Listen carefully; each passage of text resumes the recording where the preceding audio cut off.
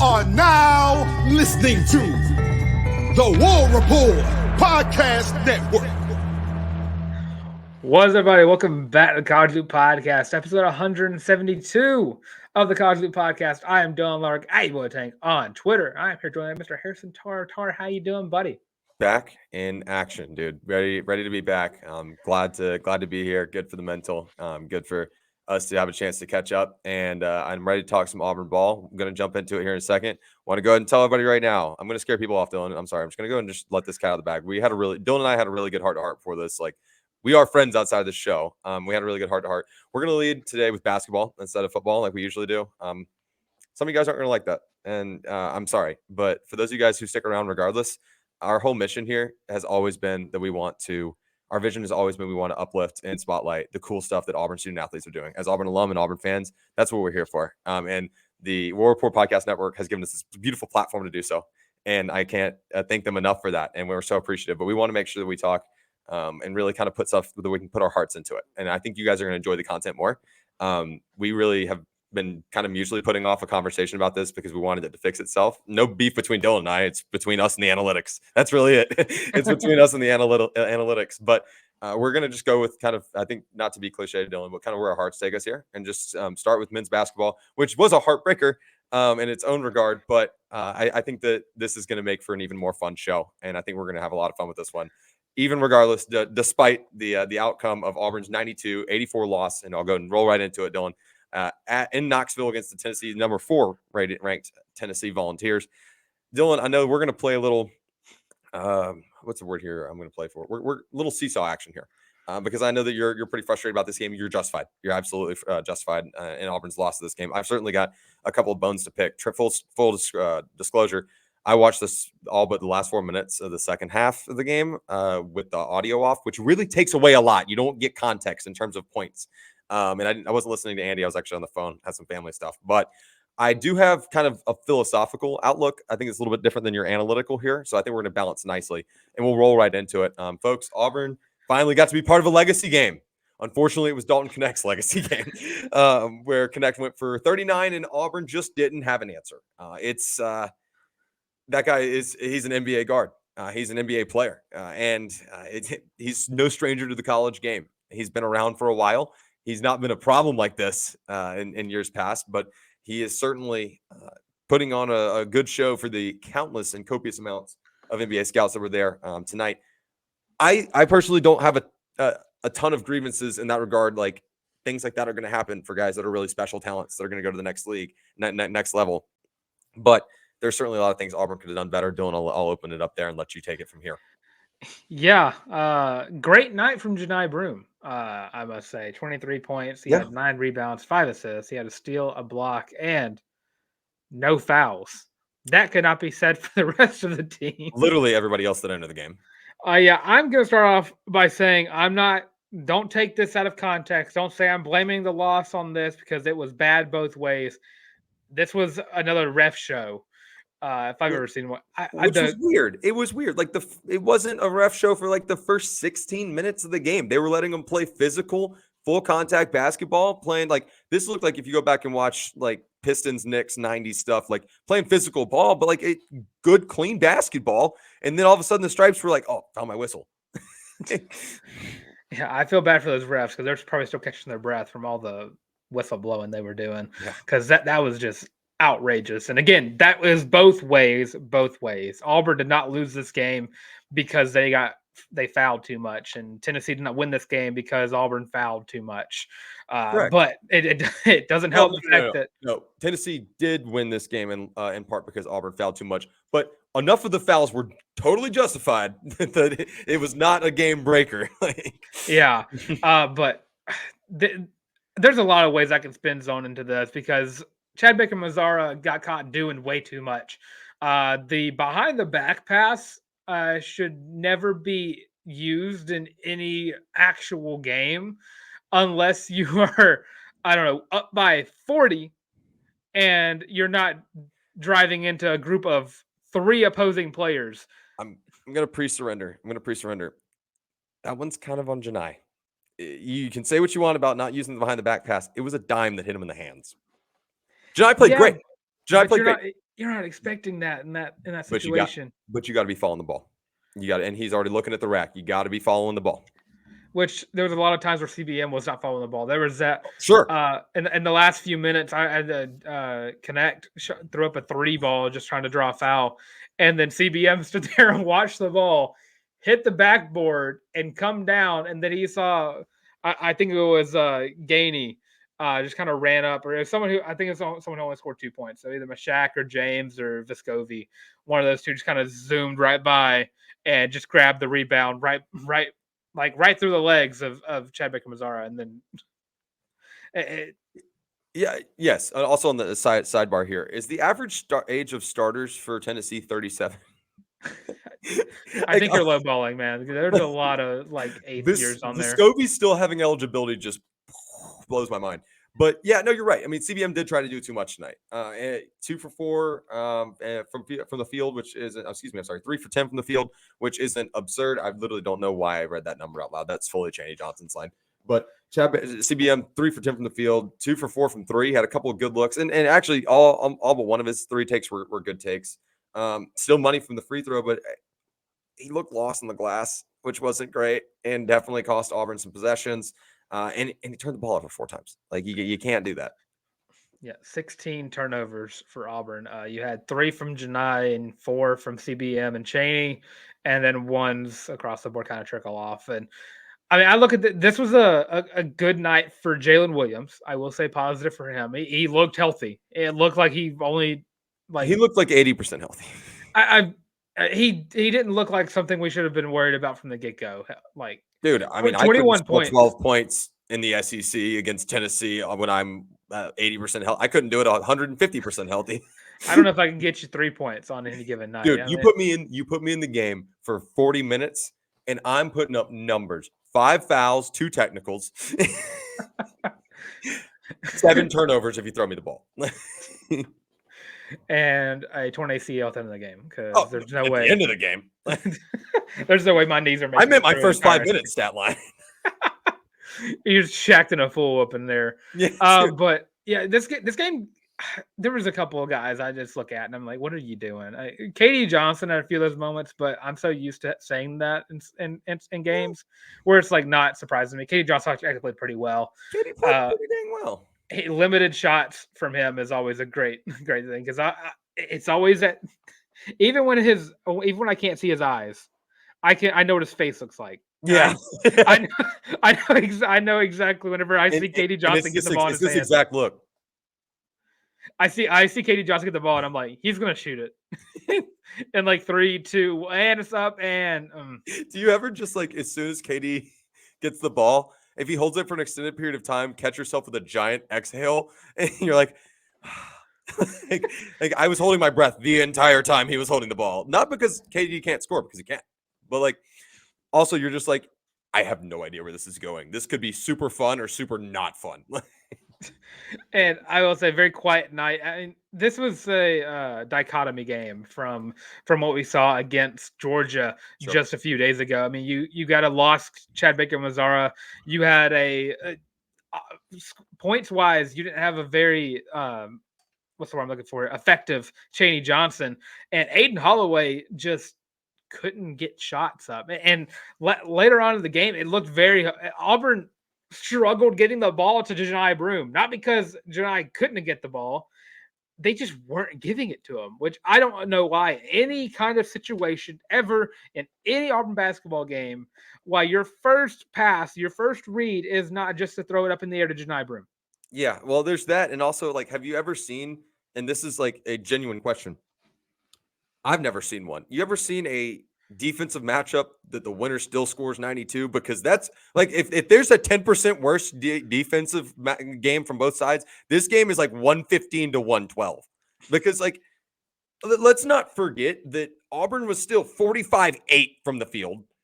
Tennessee was 50.9 from the field, and both teams were over 40% from 3. There was just a lot of random, obscure, hot run streak, the epitome of a game of runs, borderline, without the referees. This is everything you want in a college basketball game at this point in the year. Objectively, if you're watching this neutral and you're not an Auburn fan, which like must be nice, but like that was an awesome college basketball game. And I'm actually surprised to look at some of the turnovers on the box score and see that Trey Donaldson only had 1 turnover. Yeah, I was about to say that. Because I feel like there was a lot of passes. I know that he was expecting Lior to stay at the 3-point line, but in transition like that, I want Lior Berman crashing and going up to try to get the rebound. Like, because on the TV side of things, it looked like Trey was trying to throw a lob to Lior Berman, and then the ball went out of bounds, and I saw him pointing if at the if that's corner. feasible, we're in. But like, if Lior Berman dunks on 2 volunteers in a game, there's no way Auburn's going to lose that game. It just doesn't happen. If Lior goes over Muscovy, it's a wrap. It's a wrap. Lior Berman actually played pretty well. I would say he had a very good Lior Berman game. Yeah, Lior Berman legacy game, if you will. 5 points. Got a really good open look from 3. Had 3 rebounds. Got an assist and a steal. Lior, as much hate as he gets for getting on the court, he's a valuable piece. he did what he was asked to do tonight. Exactly. He did what he asked him to do. Yeah. And shockingly enough, did Chris Moore not see the court tonight? Did not. Because I was like looking around. I was like, I've not seen Chris Moore all game. Which, respectfully, I appreciate everything Timo has done. In a game like this, he can't. He just does not bring anything offensively to the table. And I don't want people to get lost in the sauce here about the fact that Auburn lost this game eventually by 8 points. But Auburn scored at a great rate today. 84 points wins you a lot of games. Like that, you score that's scoring at a high clip. Tennessee was just better, and Dalton Connect was, I mean, dude was unstoppable. A video game. Like he was a video game player tonight. Like when he was hitting stuff from Nashville, I knew it was over. Like that's when you know this guy, he's not going to miss. His only bad takes were at the buzzer, and CBM watched it go off the backboard. and Connect again. I mean, I don't even think he scored in the last few minutes of the game, except for maybe the 2 to get to 39, because Auburn just did not have a good strategy for double teaming him. I think Tennessee got pretty well with trying to double team Janai, but because no one else on Auburn wanted to take a shot. But that's where Tennessee eventually took over the game, with the fact that Auburn would put 2 on Connect, and then Ziegler would be open, and Adu or Waka would just be right there ready for the ball. But when Janai Broome got double teamed, there was no thoughts going on in any of the Auburn players' heads. When Janai Broome is not available. Just exactly. There's like, oh, well, you know what? We'll just behind the back pass. We'll just throw a half court pass for whatever reason. Well, look, you can't fault Auburn. I mean, at the end of the day, you expect half of these guys to be using walkers and going back to the retirement home after the on the Tennessee side. Like they don't stay in a dorm. This is an on-campus retirement home. It's just it's a mental thing with the passes, because that's something that just annoys me so much. And the behind the back pass is going to be something I'm going to talk about forever, because that just annoyed the crap out of me. That he could have just tossed it. Or I know it's partially on the Janai too for not paying attention. But the constant passing across the court needs to stop. Yeah, it rarely works, and all it does is reset. I don't mind a skip pass. I do mind the cross court pass. And I feel like a lot of those cost Auburn precious time on the shot clock, because there was a lot of times during this game, and Janai Broome helped a lot, where Auburn was getting up shots with 2-3 seconds left on the shot clock. And a few of those got saved and should have been shot clock violations, if not for Janai Broome being, very tall and getting the ball back. An NBA player. And yeah, exactly. And being a man amongst boys and senior citizens. But but it's just something like, in a game like this, and I understand whenever you have a lead, you kind of want to hold the ball and try to kill some clock. But this Tennessee team isn't a team you can just hold off very long. Do that against. Exactly. Like, this works against Georgia. It'll work against Mississippi State. It'll work against Missouri. It'll work against how many teams are in the SEC? 14? It'll work against 10 of those. Yep. Maybe. It's not going to work against Tennessee. It won't work against Alabama. It won't work against early on in the season, South Carolina. It just doesn't work like that. You cannot hold onto the ball until 3 seconds left, and a lot of those times they are still outside the 3-point line. They have Janai Broom. Well, they have Jalen Williams. They yeah, there have you Chad go. Baker-Mazara. They have all these big guys who can score in the paint. And they're like, you know what? We're not going to crash right yet. We're not going to attack.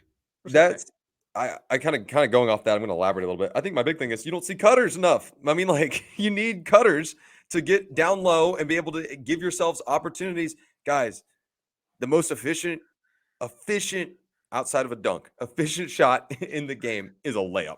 Like, getting yourself to the rack and then giving yourself opportunities for and ones, which Auburn did pretty well at points throughout the game. It was a game of runs.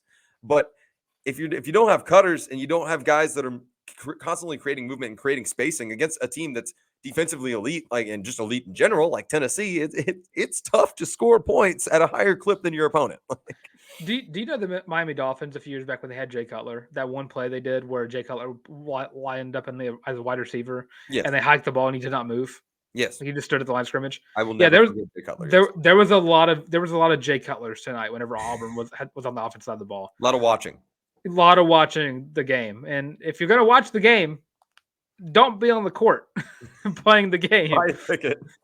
Yeah, go buy a ticket, go sit on the bench, whatever. When you look up at that shot clock and it says 5 seconds, there is no way you should be standing buddy with one of the Tennessee Volunteers. No, that is not true. Well, I guess on the offensive end, that's true. I liked CBM's approach of guarding Dalton Connect at the end of the game, where it was just the bear hug method, and how he did not get called for a foul is so beyond me.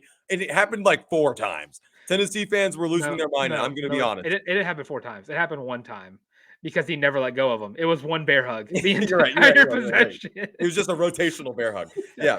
He was just moving his arm around. He was like just running around. It was awesome. Like, and Tennessee fans were so pissed off about it. And I want you to know right now, someone does that to Janai Broom, and I'm just as pissed. Like, I mean, it goes up. The officiating was just bad. Yeah, it was terrible. Like, that is a textbook example of where Auburn should have gotten a foul because he was hugging him. Like, that was not even a bro hug. That was a meaningful embrace. Like, there's also a couple of times where you could see not only was he bear hugging him, but he was pulling him. Like, he was like moving him over. Like, you know what? You're gonna come over here. You're gonna get out of. Look. You could be as irritated with Dalton Connect going crazy against Auburn like this all you want, but you got to give the dude props for not even yelling at the refs for not getting a foul on it. He even acknowledged that he was so damn good tonight that he would also be bear hugging himself on defense. I mean, if I put up 40 points, I wouldn't care either. I'd be like, you know what? I would have to just be like, no, I get this. No, this is my fault. You know, this is a reward. Like, exactly. It's like a reward. It also goes along the same lines as Chad Baker-Mazara just did too much tonight. Yeah, no, 100%. Yeah, the bear hugging. And one other thing that, like, my big thing that irks me, the biggest thing that pissed me off tonight, I really think my blood pressure didn't go up and down. I got more important things to fish fry right now. But BP, dude. Speaking of high blood pressure. Oh my God. Dude. Like, yeah, no, speaking of high blood pressure, like, you can't get teed up in a game like this. You can't lose your cool. You can't get out on the court. 2 in the ball for giving to a team like Tennessee 2 in the ball. Granted, they only got 1 of the 2 free throws, but still. Yeah. And Auburn wound up grabbing the possession back. But, like, you're giving your opponent more opportunities to just jump ahead in a game that you need to keep as close as humanly possible. Because this Tennessee team, folks, I am going to have a hard time not putting them in my Final Four when I make my bracket. They are that good. And I truthfully think they're going to wind up being the 4th 1 seed when things are said and done. They're going to win the SEC. That's going to happen now. Auburn's firmly out of that race. Go ahead and accept that for regular season. Yeah, we can all take a nice, calm. Yeah, there's almost something peaceful about it now. Like we can be at peace with that. But yeah, you can't lose your cool, and that's the big thing for me. On the spin zone for that. Looking at this game from a holistic standpoint, before we look ahead at when Auburn's going to play host to Mississippi State and absolutely whoop their ass, which is going to happen. That's a good old fashioned revenge right there. Oh, it's going to be a absolute boat race, in favor of the orange and blue. You can clip me on that. The Mississippi State fans, all 12 of you guys, y'all can go ahead and just use me as white. Careful, Brandon Walker is very loud. Yeah, he's also very annoying. Anyways, I said what I said, and I stand on business with that. But looking at this game from a holistic standpoint, like, yes, you absolutely wanted Auburn to go and win it in Knoxville. Auburn's not very good at winning in Knoxville. I mean, that's just a proven fact. We didn't get a boring game, so that was nice. Auburn looked, guys, like, I know there are people who are overreacting on Twitter, like, oh, you can't beat bad teams, you can't beat good teams, who are you going to win? Like, who are you going to beat? Like, this is a good loss. It's a Q1 loss. You played them close, and you played in one of the best, guys, give them their flowers. Outside of the jungle, this has been the most electric atmosphere I've watched, like, that Auburn has played in this year. That was an awesome atmosphere in Knoxville. They've been bought into basketball. Rick Barnes, unfortunately, a phenomenal coach, but this game, it really doesn't hurt your resume. Like, I was sitting there thinking in the second half, Dylan, like, you take away Dalton Connect, like, obviously that's a completely different ballgame. Auburn wins this game without Dalton Connect in it, sure, but you take away the fact that he had just a generational night, like. Auburn might move up in the net. I mean, if I want to say that if Auburn, they just played against the best version of Tennessee tonight, but the Auburn we saw tonight playing in a way of like a hostile road environment, you can't not feel a little like you feel better. You have to feel better. I was like, this team could, I mean, not like Final Four again, but deeper, Noise. like Seriously, like 16 or 8. I feel like those are like ceilings right now. If this team can stay playing like they did, you're not going to run into a Tennessee because Auburn's going to be probably a four seed, 4 or 5. You're not going to run into a Tennessee until later on in your bracket. Right. You're not going to run into a Tennessee. You're not going to run into a Purdue. Like, you're going to be fine. And not to mention, guys, like, I truthfully, Dylan, I feel better after this game than I did coming into it. And Auburn lost. I told you many moons ago that Auburn was going to go to Knoxville and get their ass handed to them. And I've said that on this podcast, that I firmly believed Auburn was going to go get their. You probably would have said it if we had a show come out like a minute before the show, like a minute before the game started. my roommate watches every Auburn game with me. Billy asked me, what's your confidence percentage 0 to 100 in this game? I said 10%. I'm not, and that's not me just downplaying Auburn as much as Tennessee has. I mean, Rick Barnes has built a program there. Like, it is a phenomenal program. Their fan base is bought in. I hate them just like the rest of us, but you have to. It's one of those programs you do have to respect their ability to remain perennially in contention. And Auburn went on the road and didn't look like crap. They made some goofy mistakes and some dumb mistakes. And I'll be honest with you, and quite frank, BP didn't help them a ton. And that's outside of just getting teed up. I don't know that we necessarily we got to witness Auburn's best sets on the inbound all night. Tennessee clearly had their number there, but I feel so much better about Auburn going into a tournament situation than I did beforehand, because now I don't feel like every game has to be at Auburn at Neville Arena, but like, that is a nutty environment. You're not going to get an environment like that until you get deep in the tournament. Like, it's March Madness, but like, I would venture a pretty solid guess, that any environment you encounter in the first weekend for sure of March Madness it's going to pale in comparison to what you just witnessed.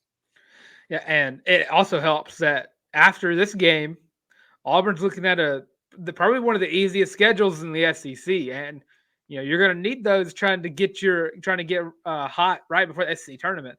Auburn is looking to play this weekend Mississippi State, then I believe it's Missouri, then Georgia, or is that backward? Is that flip-flopped? Missouri, then Georgia. And it's at Missouri, and then Georgia at home to wrap up the season. Exactly. All right, and Auburn looking on Saturday to get revenge on an opponent that beat them a couple weeks ago at this point, and that was a horrendous loss Auburn had against Mississippi State, but they are going back into Neville Arena after a very, very positive loss. I must say, after talking it through, I'm not as annoyed. I mean, I'm usually the one that gets really overreactive about this one, about Auburn basketball. I feel pretty good. I think it's just my distaste for basketball courts with orange and white checkerboards on it. Yeah, I mean, well, look, I get it. Like, I understand. I understand. That's where Auburn teams go to die, and it's certainly a personal one for Tennessee fans, because they lost out on, in my opinion, still the better of the two coaches, and Bruce Pearl. So I get it. Like, I understand.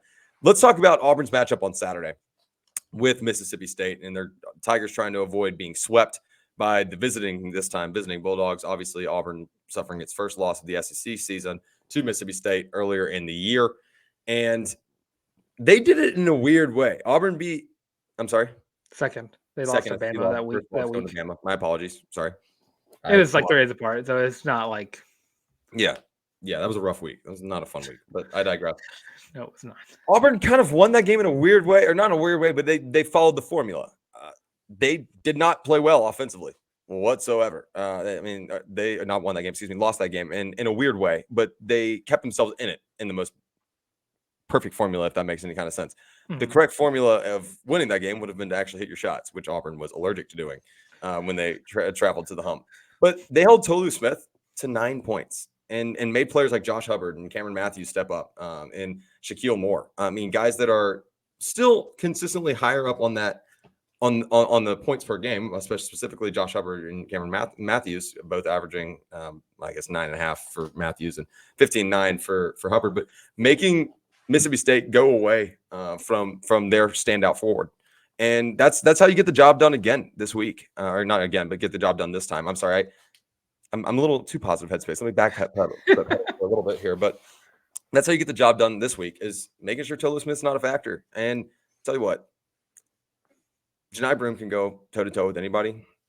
You put your forward and say, this is our guy that's going to drop 17 on your head, and I'm going to look and call bullshit. Because Janai Broome, when he's playing an opponent that specifically people think could possibly get the best of him, they won't. It will not happen. And I have all the confidence in the world that's the case. Auburn's just got to make sure that they limit points inside the painted area, which is, the remedy for winning every game. So that's not crazy. Mississippi State shoots okay from the field, 45-4. They're definitely in the mix, probably in the tournament at this point. A win at Auburn could help them out a lot. They're in. A win at Auburn could help them out a lot, but a win over a Mississippi State team, which is going to be a Q1, Q2, probably Q1, depending on where Mississippi State decides to fizzle in the SEC tournament or not, would probably go down as a Q1 if you can handle business well. Lock them down from the perimeter. Make sure that they're trying to get the ball inside and let Janai Broome do what he does. They're going to shoot 32.7 from the perimeter, so they're middle of the road, a little below par, but I got all the confidence in the world, Dylan. I really do. This is a different Auburn team. It's a different Mississippi State team. They're better ball club than they were last time. But this Auburn team is going to be out for blood. And I don't think Mississippi State can go toe-to-toe. I don't. And this is a different level of Auburn than what they saw. The lineup that went out against Auburn and that went out against Mississippi State the last game, the starters were Trey Donaldson. Well, Katie Johnson played. That was something that happened with Denver and Aiden, I think, that day. But Trey Donaldson and Katie Johnson, Jalen Williams, Chris Moore, and Janai Broome. They didn't see what Auburn fans have now seen of Chaney Johnson and not seen of Chad Baker-Mazara. You're going to get Auburn's best 8 or 9. I want to say best 9, because I think now that we've kind of, as the season's progressed and kind of gotten to the ending of the regular season, we've seen it. I don't know if it's Auburn's 10 anymore. I know Leo Berman kind of counts, but right now it's specifically your 9 is who you're wanting to step up at any given time, and then if you have Leo Berman put up 5 points, that's a dub. That's a W in and of itself. But they saw more of Trey Donaldson and Katie Johnson than they did Denver Jones and Aiden Holloway. They saw the 11 minutes of Chris Moore and 14 of Chaney Johnson. You're going to see that anymore. You're going to see 18 minutes of Chris Moore. You're going to see Aiden Holloway get in. Aiden Holloway has improved after his little his downward slide that he had through that. But this is definitely, I think, definitely a win. I do. I'm going to go ahead and give my score if you're good with that, Dylan, and then we'll jump into our fun little ad read and remind everybody about how much we appreciate them. But before we do that, I'm going to go and give my score. I like Auburn 87, 71. 71's a random number, but I like Auburn to win this one handedly. I do, guys. I think that this team is in good shape right now, and they're going to learn a lot. They're going to go back and watch film from tonight and realize that this is the best team they've played all year by a wide margin. Bama, kiss my ass. It's just not close. This is the best team you've played all year. You played them on the road. You played them great. And then you got a chip on your shoulder because you think you're out of the SEC conference contention effectively. But you just need a lot of teams to lose. Right. You're out of it. You're effectively out of it. But at the same time, you've got that chip on your shoulder now that you know that you could have played better ball at different points. You know you're capable of playing to that level. This Auburn team shows up against Kentucky, and they beat the crap out of them, by the way. This Auburn team shows up against a couple other silly, goofy games. They're 1-loss, 2-loss in this conference. That is where we're at right now. So that's where I'm at. If I had to give my prediction, I'd probably say Auburn 85. Mississippi State, I'm gonna go 70. I'm gonna go a nice little 15-point win. I think that's exactly what you said, is it not? You said 86-71. Yeah. So yeah, 15 points. This is a very handedly win for the Auburn Tigers. Absolutely. And I'm going to roll into our ad reads, Dylan. I'll let us hit a little break after the ad reads, and we'll pop in on the other side and talk some more Auburn athletics. But before we do so, I want to remind everybody, if you're hanging out with us on the YouTube stream, what's up, guys? Thank you guys so much for hanging out with us. We appreciate you. Make sure you drop. It's right underneath this video. It's not very hard to get to. Hit like, hit subscribe, ring the bell, and make sure you stay up to date with everything going on here at the College League Podcast and the War Report Podcast family. I know it's the network, but I like family. We're a family around here. Drop a comment, give us your thoughts on the Auburn loss. If I'm underreacting, you can tell me. Feel free. If Dylan is underreacting, Dylan and I are both underreacting. We're both in a pretty good headspace about it. If you're in a bad headspace, here's your vent. It's right underneath here. Here's your vent board. Go right ahead.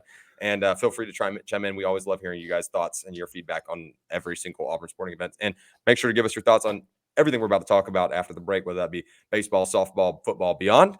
We'll get there. I promise we're going to get there in a second. If you're hanging out with us on a streaming platform, thank you guys so much for hanging out. We appreciate it. Make sure you give us a 5 stars, thumbs up, smiley face, whatever the highest rating is on your streaming platform of choice. Share the show with a friend so we can continue to grow the College League family. We really appreciate you guys, especially those of y'all. Today's feels like a good day to give a shout out to the OGs, the people that have been with us from the jump. Specifically AJ Rivera. That guy has been listening since episode 1. Shout out my mom. She's been listening to since episode 1. You guys are the best. Let's keep growing that family and keep building a community here. We are going to talk Auburn baseball next, I believe is what's next on the rundown, Dylan. Women's basketball. Auburn women's basketball next. My apologies. They're playing tonight. So let's jump into Auburn women's basketball. Talk Auburn women's basketball right after I remind you guys about the fabulous War Report Podcast Network, in College Loop co-branded t-shirt. Man, I stumbled my way through that one. Co-branded Feel Loopy t-shirt on sale only at thewarreport.com. $25, 5 different colorways, the most comfortable shirt you'll ever own. Cannot recommend it enough. That link is in the description. Once you pick up a shirt, make sure you use hashtag Feel Loopy on, excuse me, my goodness, I'm putting on a clinic right now. Make sure you hashtag Feeling Loopy, feeling without the G, on your favorite social media platform. Tag us in it. We'll throw it up on the next stream. I have the hiccups now. This is going to be brutal. Last time I had the hiccups around Dylan, we were in line for the Kentucky game. Don't get me started. It lasted for an hour. Is that the last time you had hiccups? That way you'd be... In your presence, yes. Oh, okay. But I've since trained my body to never let it happen again because you only made it worse. We're going on a quick side tangent, folks. That was a top 5 moment ever. Yeah, no, we're going on a quick side tangent about this really quickly because y'all need to know this before we talk Auburn women's basketball. During the OG Pearlville, because Dylan and I are founding members of that society. Before it got civilized. Before it was civilized, yeah. And they had like food and TV and Mario Kart. We were the metaphorical cavemen of dragging our knuckles and carrying people with chairs, listening to... I still can't listen to Freebird. No, I can. The solo's electric. Anyways, I just feel like Dylan and I are huddled together with our other friend, Will Haygood. Context, Dylan and I both 5'9" on a good day. Sure, we'll call it that. And our buddy Haygood, 6'5". So we're sharing this blanket with this guy who's 6'5". So it looks like he's in the middle with it looks like a tent. We formed a tent with Haygood's head. And I have the hiccups. So I take the blanket off because I'm like, if I cool myself off and if it's freezing, I will stop having the hiccups. Dylan decides he wants to watch this happen. And then I proceed to start laughing while I have the hiccups because, it's 3 a.m. And I am hysterically laughing at we laughed at a tree at one point. That did happen. And we're both laughing at each other. And my hiccups are just progressively getting exponentially worse. It's bad. And these hiccups, guys, I am not lying. This is what you came to the College League Podcast for, to hear this. They lasted an hour, a full freaking hour. I wanted to jump off of the top of then Pearl Arena. No, not Pearl Arena. Still not Pearl Arena. The White Pole. Then Auburn Arena. I want to call it anything but Neville Arena, damn it. Then Auburn Arena. I wanted to jump off the roof because my hiccups would not go away. And then the group next to us finally looked over and decided that they were going to watch the hiccup show for like an hour. And it was horrible. Then we decided to play, I don't know, Go Fish or something stupid. I think you also forgot to mention that during this entire hour of you having the hiccups, I was unable to breathe because I was laughing so hard for that entire hour that I was struggling to get oxygen because it was just so funny. If you guys ever want to hear our full account of Pearlville, which we should have done it on the anniversary, it should be an outside the loop. It should be an outside the loop. But if you guys ever want to hear our full rundown, drop in the comments. Let us know. If you guys want to hear our full rundown and recap of our experience at the original Pearlville, I wrote a column on it, and we can link that column in the bio too, because I think I did a pretty damn good job of encapsulating everything that went into that night. It was bizarre, and I cherish that memory. But I'm also going to cherish the memory of Auburn sweeping Mississippi State in women's basketball this weekend. So let's get there. All right, Dylan, I'm letting you open it up. All right, so Auburn and Coach Jay are going to be in Starkville this weekend, or by this weekend, I mean tonight as the show comes out, to take on Mississippi State, a team who is currently 2 spots ahead of Auburn in the SEC rankings, and I think the only team left to help Auburn really secure that spot in the NCAA tournament. And what we have collectively agreed the first time since 2016, Auburn has been in the NCAA tournament. Looking at this game, this seems like it should be an easy win. Auburn defensively, one of the best in the SEC. No matter what the record says, Auburn, Coach Jay has founded this team on making you struggle to score. And that's exactly what any team, Angel Reese can attest to this as well. I know she scored, I think, 20 in both games, but those were hard fought wins for LSU. Mississippi State coming in here with 2 scores, scoring 15 or more, and the rest kind of trickle down from the double digits. This is just another defensive showcase for Auburn and another Austin Scott Grayson takeover game. I think you're right. It comes down to guard play, Dylan. And that's kind of just the winning recipe for Auburn women's basketball right now in general. Your forwards are cleaning up the best that you can ask them to. But it really comes down to me, to Honesty Scott Grayson, and can Sydney Shaw continue her upward trend? I know she's not putting up the most staggering, mind-blowing numbers, but Sydney Shaw gets better every game. She gets better every single game. And she's coming into the form that you and we have been so high on her since day one of her freshman year. I think she's the next coming of Honesty Scott Grayson, and I mean that. She also has like the ego of Katie Johnson, but with way more consistent shooting. Yeah, right. Yeah. So like that is a scary combination. Yeah. Yes. Yeah. No, exactly. You're right. It comes down to the guard play to me. Like we mentioned, can Auburn's guards outclass Jerkayla Jordan? And she averages 16-1. She's a problem. And then obviously Jessica Carter at the forward position is averaging 15-2. But there's a steep drop off after that. Can you limit their 2 scores? Can you play that physical brand of Coach Jay defense that you've shown as of late? Like, guys, Auburn's there. Like, I know that Auburn's not been winning every single game lights out, and there's been a couple that you want to go a different way. But Auburn's defense is there, and can the offense back them up? And it starts with your guards. It starts with HSG. Can she stay healthy the entire game? Which is not like, I'm not throwing shade. She just plays a lot of minutes. it happens. She's never 30. You know, she gets gassed. It happens. I would be gassed in 30 seconds. So I mean, like, let's just make that perfectly clear. This game feels like a big time Auburn win for me. I guess tonight as the show's coming out, 7 p.m. at 6 p.m. Central. My apologies. 6 p.m. Central at the Nev. And I like Auburn to win this one by like 15. I know that Mississippi State's ahead of Auburn by a couple games in the SEC standings, but I just think that they're a different ball club than they were at the beginning of this year. And this Auburn team, much like what we were saying about HSG, has gotten better by the game. And there have been some flukes. There have been some rough patches. You feel like you should have beaten Alabama, and you should have. You feel like you were right there against LSU, and you absolutely were. Arkansas will probably haunt you for the remainder of the season. But that Bama game too. Yeah, there's a couple of haunting losses, but this team is right where not necessarily you want to be in first place. You want to be where South Carolina is, but this team is right where you would in reality want to be right now. If you look at it at a realistic standpoint, you got Mississippi State and Florida, 2 both very both winnable games coming down the stretch, and it starts tonight with State, and a game that Coach Jay would love to get another dub over. grab a dub over, given her background with the Mississippi State program. And I don't know, Dylan. I feel really good. Maybe I'm bugging today. That might be it. I mean, if we want a bug, I have a pair of glasses that my girlfriend, break them out. Beautiful girlfriend Lauren got me for Christmas, and I'll go ahead and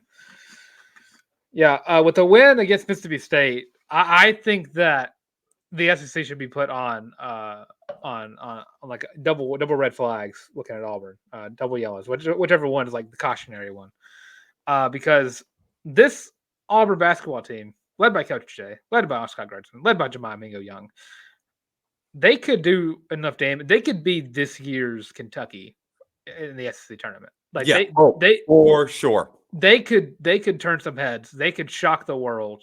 And I mean, I don't know if they could beat South Carolina because I don't know if anyone can. I don't. Has South Carolina even lost a championship? Has South Carolina even lost a game? They have not. No, they've not. Yeah, they have definitely not. And I don't think any of these are very. Some of them are close, but not a lot of them. Very few of them are within single digits.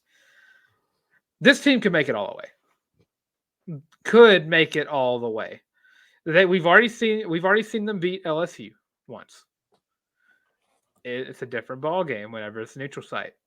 Home team advantage is not a thing anymore. It's a thing in the past in tournament season. All you've got is your players in Kim Mulkey's ridiculous outfits. And which are iconic, by the way. I'm not throwing shade at Kim Mulkey. I love her brand. I think she's hilarious.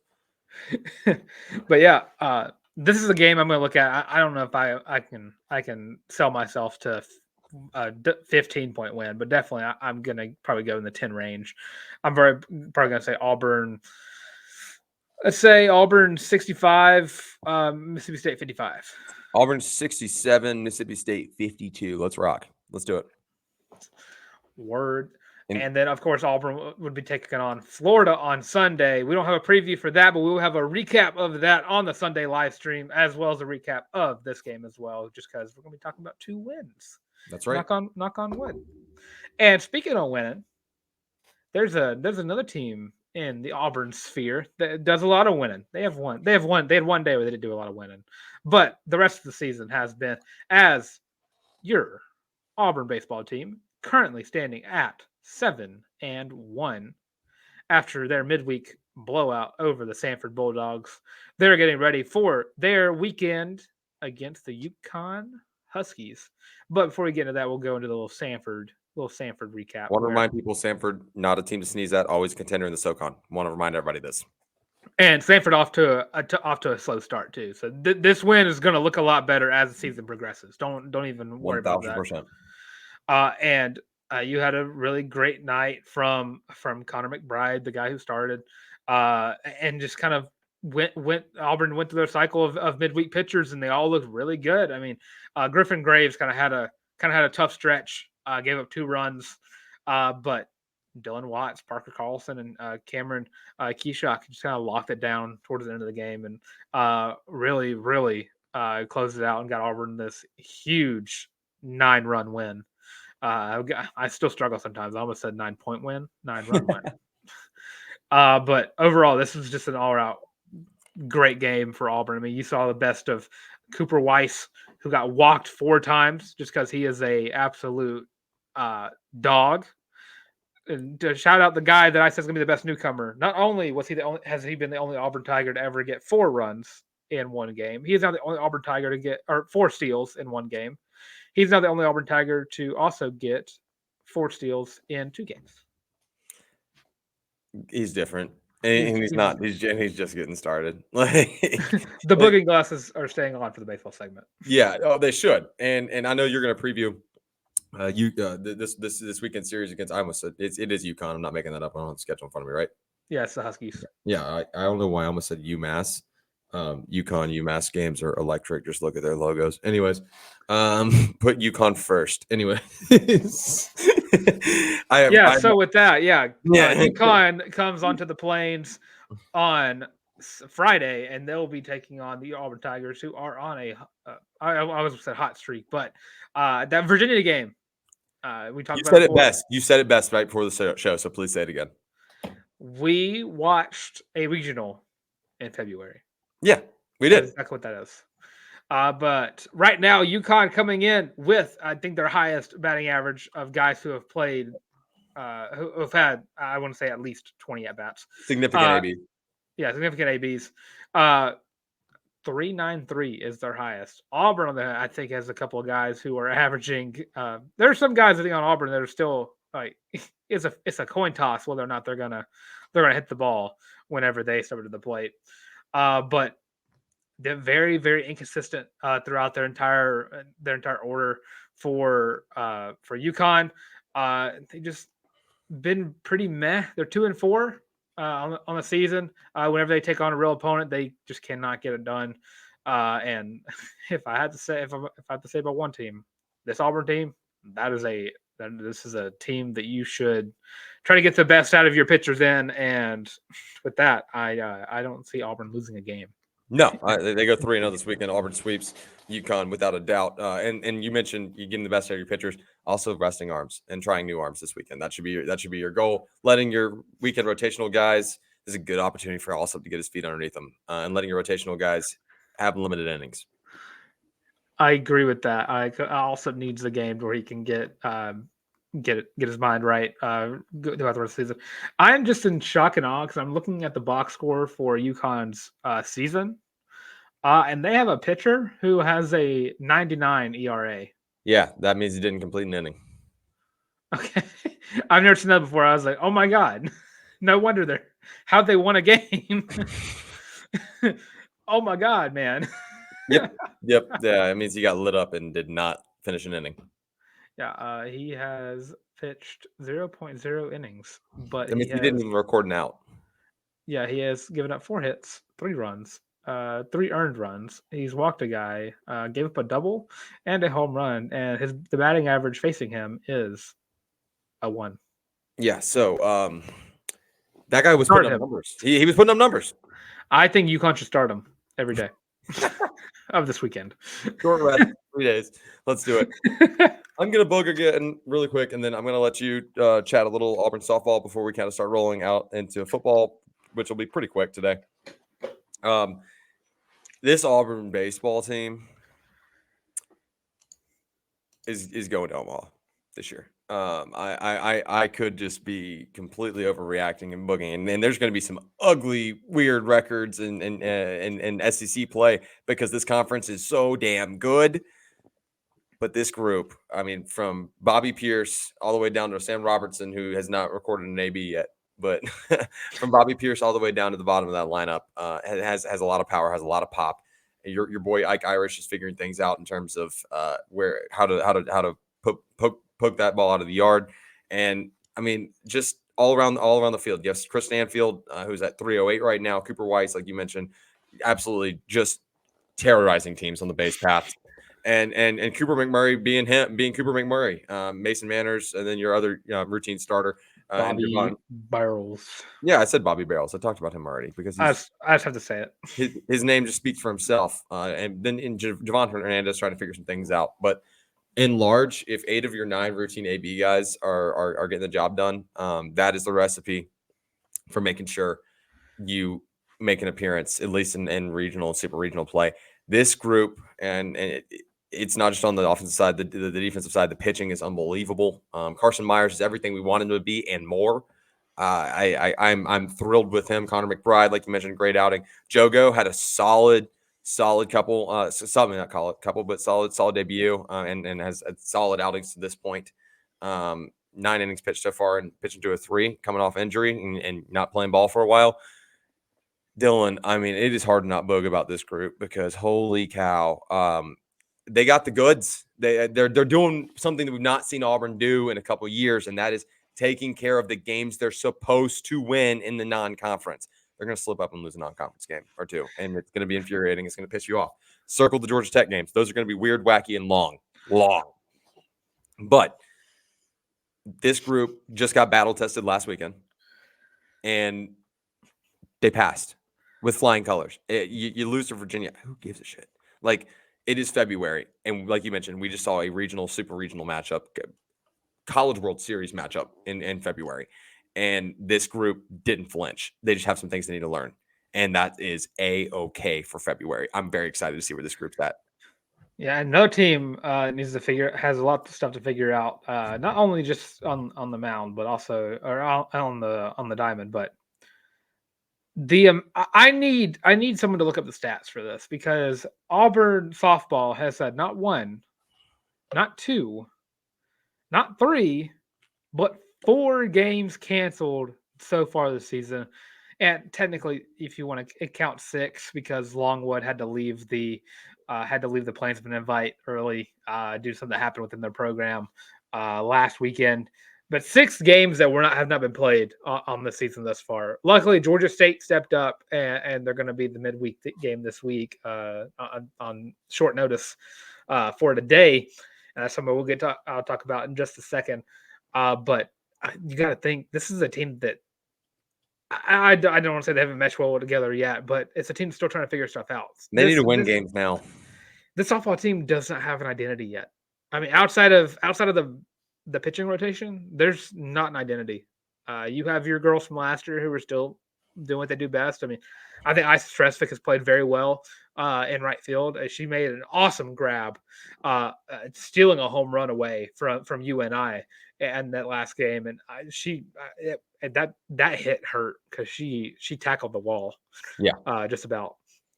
But you have girls who are having pretty good outings thus far. You have Amelia Leck, who's leading the team in home runs with 5. A couple, I don't know if a couple of those, but one of them at least is a grand slam.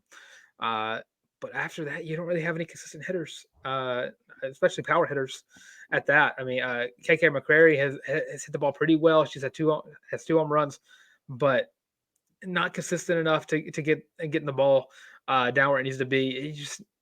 And it trickles off. You have 3 girls hit bat 300, then you have a 292 and then 2s, and then it just trickles all the way down. Mariah Pinto, on the other hand, is batting a 1. Just 1-0. Because she rakes like her older sister does. Proven fact. Per Brie Ellis, credible source. Shout out Brie, by the way. Holy shit, what a season she's having already. Yeah, that should have been expected, and she's going to be on the plains very soon. She's seeing softballs when they're pitched to her the size of beach balls. That's what they look like to her right now. Yeah, and they're going as far as missiles. Yeah, they are, dude. They are landing on the moon. Yeah, and March 15th, 16th, and 17th, she's going to be back on the plains.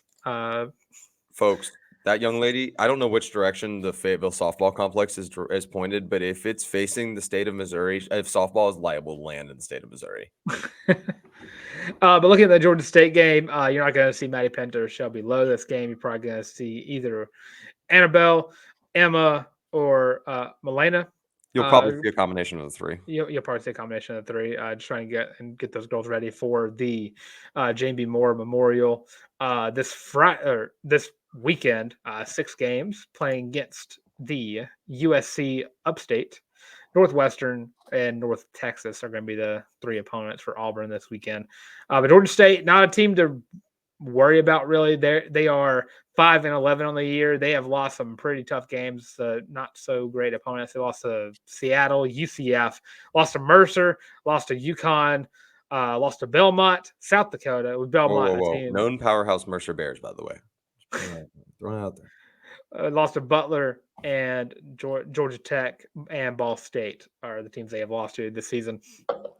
Auburn has the talent to just out-talent them and win this game outright. But this is one of those games, and especially this weekend when you're not playing those great opponents outside of probably Northwestern since they're Big Ten, you got to find your identity. I said it last week, but you got knocked out of 2 games, and those 6 games might come back and bite Auburn whenever SEC play happens. Yeah. Because you were missing out on some key games. Because I feel like Auburn's they're now 10 games in.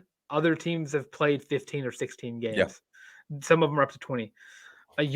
Auburn doesn't have that luxury right now. So going into Georgia State, going into USC Upstate, which I don't know if that's in Southern California or South Carolina for USC Upstate, and Northwestern and North Texas, you got to find it. Because after that, you got Troy on Tuesday of March 5th. And then you got to travel to Columbia, Missouri to take on the first weekend series of SEC conference play. Auburn should win against Georgia State. I would say they should win most of their games in the Jamie Moore Memorial. I want to say 3 to 4 should be like 3 should be the minimum games they should win in the Jamie Moore in the Memorial weekend series this week. But got to find your identity. Maddie Penta you can't win games. Well, you can with just Maddie Penta. She can't go up to the plate. She can't rake for you as well as pitch for you. You got to get consistent hitters. Help out Amelia Larck. Help out the rest of your batters. You got to get people. You got to score runs to win games in softball. You got to score more runs than the other team. Than the other team. That's right.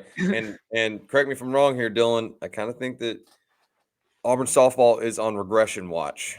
So that is something that needs to turn around quickly, or I'll just go ahead and say it. Mickey Dean may be needing to hit up Teamwork Online this off season. That is the harsh reality, folks. I know we have a healthy dose of faithful softball listeners, and trust me, we love you guys and we appreciate you guys. But I am hypersensitive or hyper aware about the state of the program not heading in the direction that a lot of people think that it should be, given how close Auburn has been as of late, and given how much talent decided to leave last year. It's I think it's a glass floor that if one thing drops the wrong way, it could all fall out. That Northern Iowa loss spoke volumes to the fan base. Says everything you need to say. But the last sporting event that we have this weekend, before we get into the football, is Auburn Gymnastics traveling to Athens, Georgia, take on the number 20 Georgia Bulldogs. Auburn currently stands at, I want to say, 12. I don't think they've moved from 12 all season. I'm pretty sure they've been 12 all year long.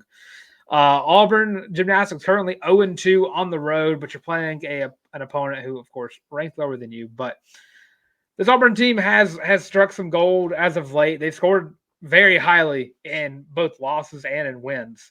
And this team is going to a podium challenge next week. They got to play against LSU. They're going to have to go against George Washington and Texas women's.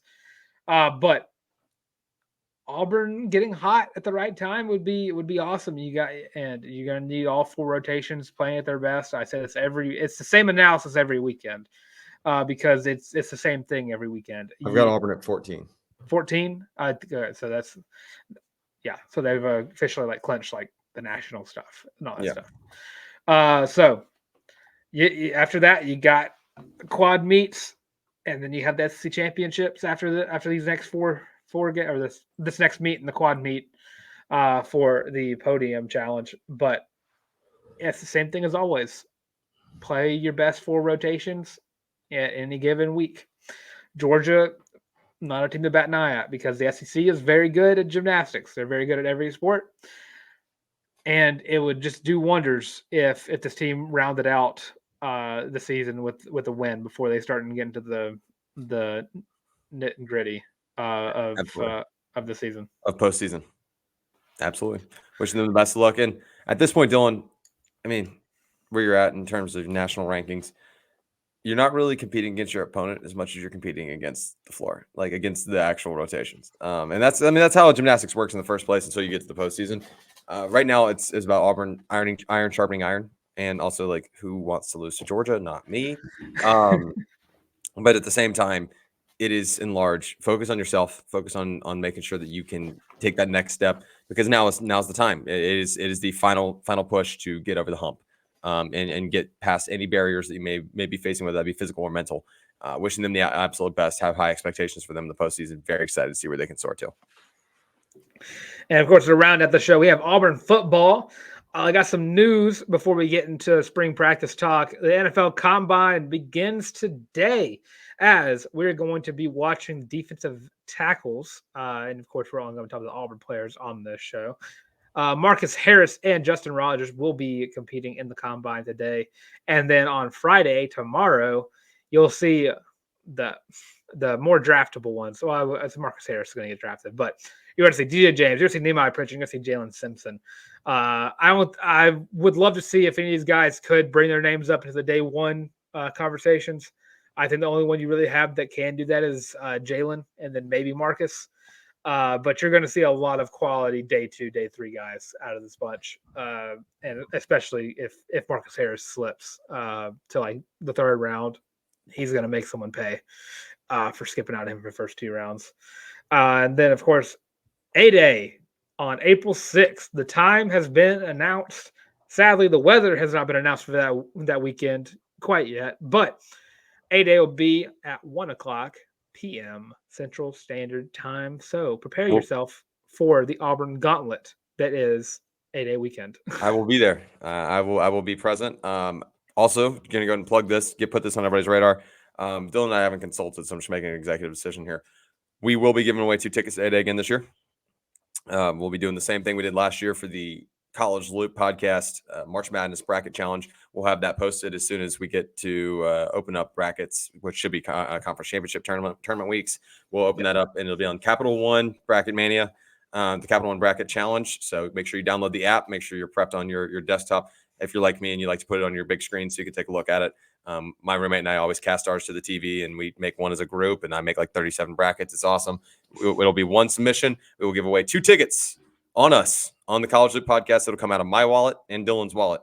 That we will purchase 2 tickets and send them via digital transfer over to you guys to go to A-Day, winner of the March Madness Bracket Challenge here on the College Loop podcast. So just going to unplug that. It's cool. This is like the 2nd annual, Dylan. We're doing second. It's annual now. Yeah, dude. Just really hoping and praying that this year's A-Day game. Do I want to say more enjoyable, or do I want to say less wet? I just don't want rain, man. I just don't want to be rainy. How about both? Let's make it enjoyable and dry. Well, I'm more excited about the fact that Auburn's hosting Tennessee in baseball that weekend. Yes, they are. And that'll be going on right after the A-Day game. Yep. So bring your lawn chair and you can join the College Loop podcast. Maybe we'll throw in 2 Tennessee tickets too.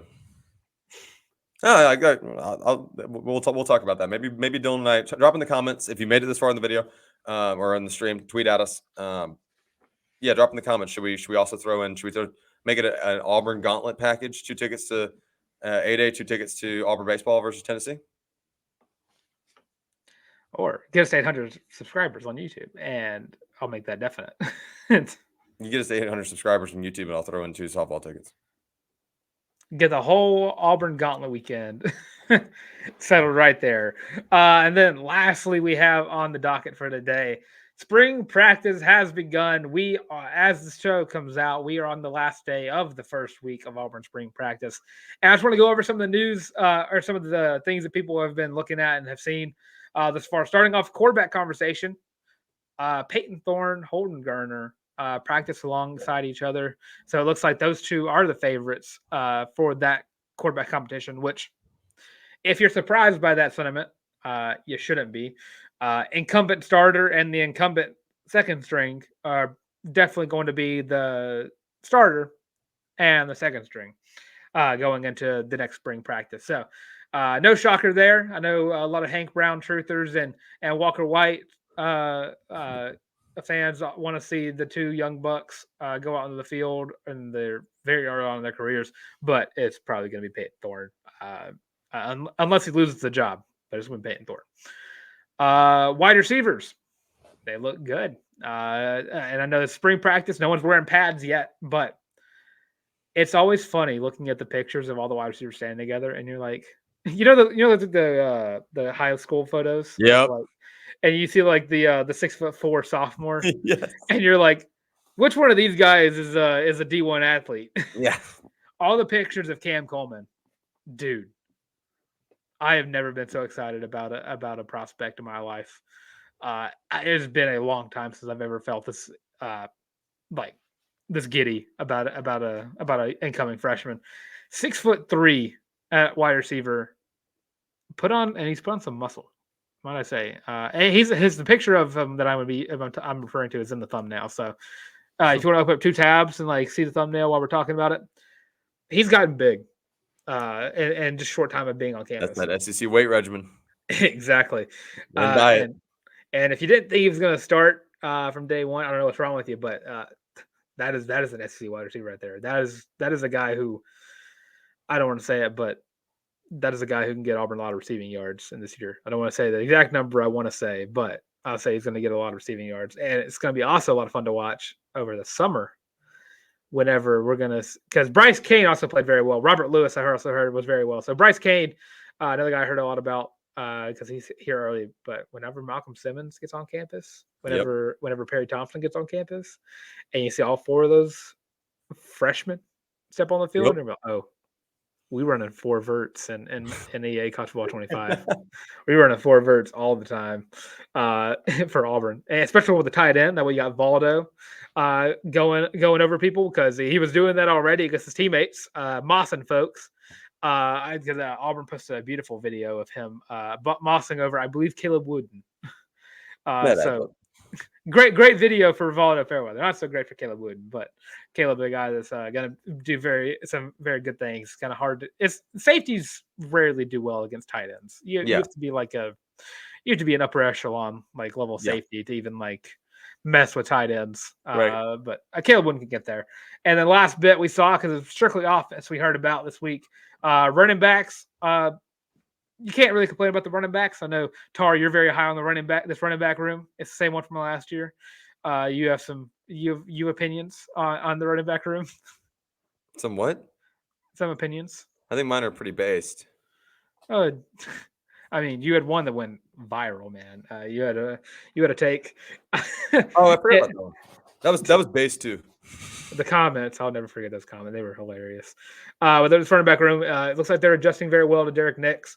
Definitely a player's coach, if I've ever seen one, and the running back room really meshing well. Because again, this is the same room as last year. It's all the way from Jarquez Hunter to Sean Jackson. It's the same 5. I do think that Jeremiah Cobb has been getting a little bit more reps than Brian Battie, which not shocker whatsoever. Or I don't know if he's got more reps, but definitely he's gotten more. Can't keep him off the field. I've also heard, I think Mike G said this. Cobb also been on the SEC weight regimen. Oh, hell yeah, dude. I'm pumped. That's awesome. We run in triple option, Jeremiah Cobb at quarterback. Dude, Someone say Paul Johnson. I need to get a passing game coordinator and a run game coordinator for AA25 because I'm going to get the Navy head coach as my run game coordinator, and I'm going to go get see if I'm going to throw some money at Lincoln Riley and get one of those like pass heavy offenses. There you go. We're just going to run the double quarterback the entire time. But my second string quarterback is Jeremiah Cobb. I like that. No, I like that. Triple option 4 verts. Triple option 4 verts. You're not stopping my offense. No, you're not. And you know what? I love that. I love that for you. I can't wait to watch you stream that on the War Report gaming network. So it's gonna be a ton of fun. It's really.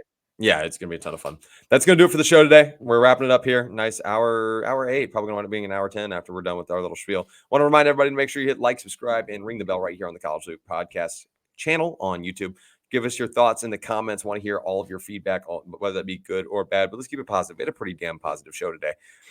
This has been the most fun I've had on the show in a long time, guys. Dylan, I'm glad we rocked out today. I hope you had as much fun as I did. I mean it sincerely. Oh, I did. Let's keep the ball rolling, keep the momentum renewed as we head into the month of March. Next time we talk to you guys, it will be the 3rd of March, so we'll be officially into Madness season. Very, very excited about that. Bracket challenge coming soon, as I plugged earlier. So we'll make sure I'll get that set up for us like I did last year, and we will rock and roll and make sure we put that in descriptions too. And we'll throw it in the YouTube descriptions, make it easy on you guys. I want to get the field up to like 300 people this year. I think it'd be super, super fun.